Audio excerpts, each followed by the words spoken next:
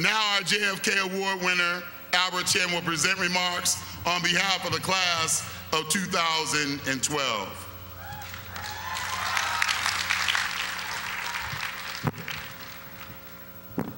Thank you, Chancellor Riley, for the honor of being this year's JFK Award winner.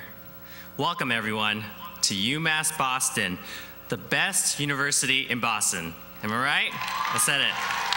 Why is this the best university in Boston? Because we've got the best students in Boston. And now we've got the best graduating class of Boston. All right. So class of 2012, we have arrived.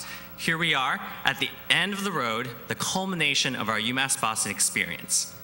Our journeys have been full of obstacles and detours, but we have all made it here to this intersection together. The different paths that we've taken have changed us along the way.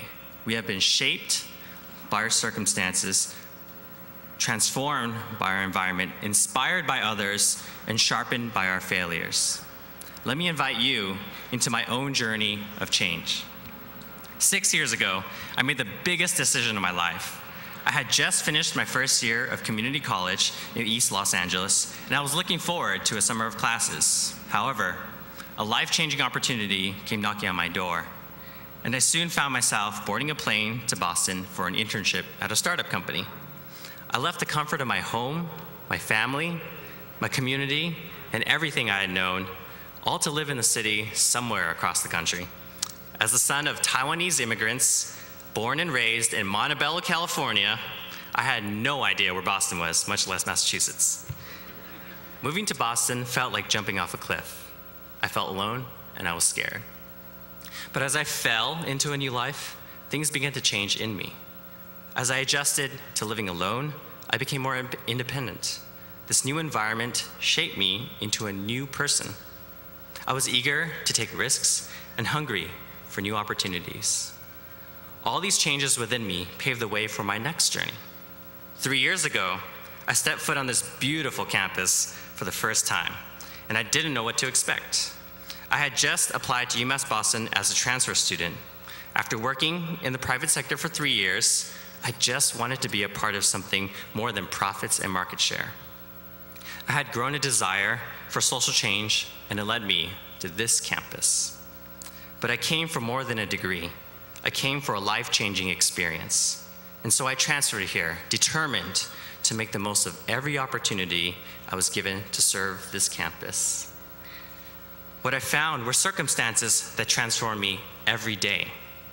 As a student of one of the most diverse universities in the world, I was exposed to new cultures and worldviews that opened up my mind. As a student of the only public university in Boston, I felt the growing burden of higher ed funding, affordability, and accessibility. As a student of a university without dorms, I understood the challenge of finding community on this campus. But as I was being changed, so did I seek change for the students of this campus. When I brought InterVarsity Christian Fellowship to this campus, I didn't just want to establish another student club. I wanted to form a diverse community of students who wanted to welcome those on the fringe, students who cared about this campus as much as their studies, students who wanted to see change in their own lives as much as in the world. I wanted students to feel comfortable calling UMass Boston their home, a home where they wouldn't have to be ashamed of their faith, their ancestry, their accents, or their school. As students, our experiences wouldn't be the same if not for the people we encounter on and off campus. Whether it's that single mom working her way through college, or that mind-blowing professor who you never thought would be a hippie, these people inspire us. But some of the most inspiring people I have met have come from the most unlikeliest of places. 2 years ago, I found myself riding an overcrowded bus into the barrios of Chimalhuacan. I had just flown into Mexico City for a 6-week opportunity to serve with a local nonprofit through InterVarsity's Global Urban Trek program. This team of internationals and locals were deeply committed to developing a sustainable and scalable model of community transformation. Wanting to learn about global urban poverty firsthand, I lived with the host family on whom my livelihood depended. Every day, our team walked the dirt roads filled with car-trapping mud or blinding dust storms. I soon missed the drinkable tap water and flushable toilets that we all take for granted here in America. Living in these slum-like conditions opened my eyes to the vast inequalities and put a face on the marginalized people that we learn about in our classes. Above all, it was the local youth who left a lasting impression on me. These youth lived in a neighborhood run by drug cartels, crooked cops, and corrupt politicians, yet they set out to change their communities. Their name, Asehu, stands for Youth as Agents of Change. These youth brought hope to a community of hopelessness and started a movement that would affect decisions that affect them. As much as I wanted to help the people in the barrios, I realized something important. The community didn't need a foreigner like me. The community needed leaders like these youth. These brave youth defied all odds to fight for what they deserve and showed me that anyone can make a difference. I never thought that I could change the world, but the youth of Mexico have changed me. Their pursuit for change in their communities has inspired me to change my own community here on this campus and in the city of Boston. These youth have shown me that if they can change the world, so can all of us. My journey from Los Angeles to Boston to Mexico has been filled with both success and failure. Things didn't always go my way. 8 years ago, I had barely finished high school. Academically, I struggled to get passing grades. Socially, I was shy, insecure, afraid of taking risks, and definitely afraid of public speaking. This right here would have been a nightmare. I hadn't applied to any college because I was afraid of the future and all of its uncertainties. I felt like a failure, and I didn't know what to do.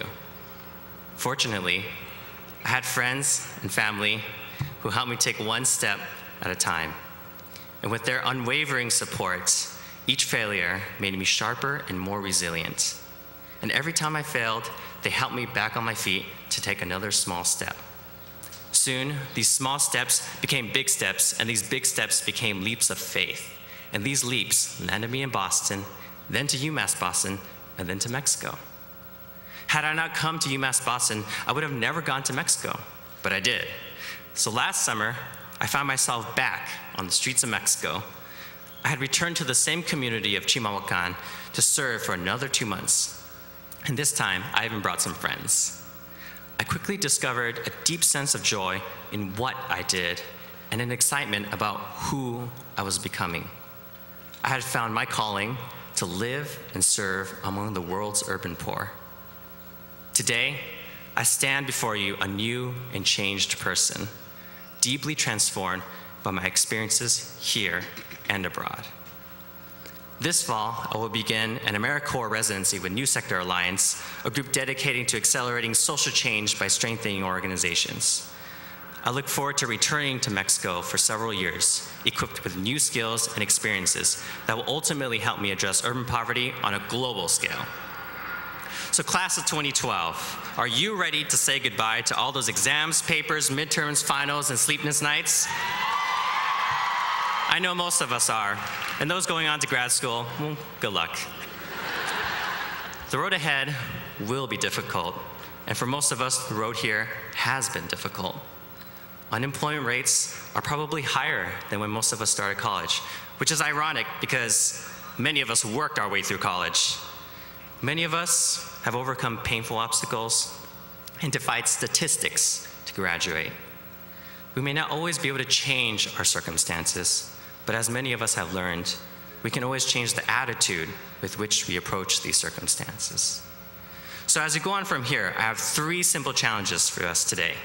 The first challenge is to continually put ourselves in the path of change.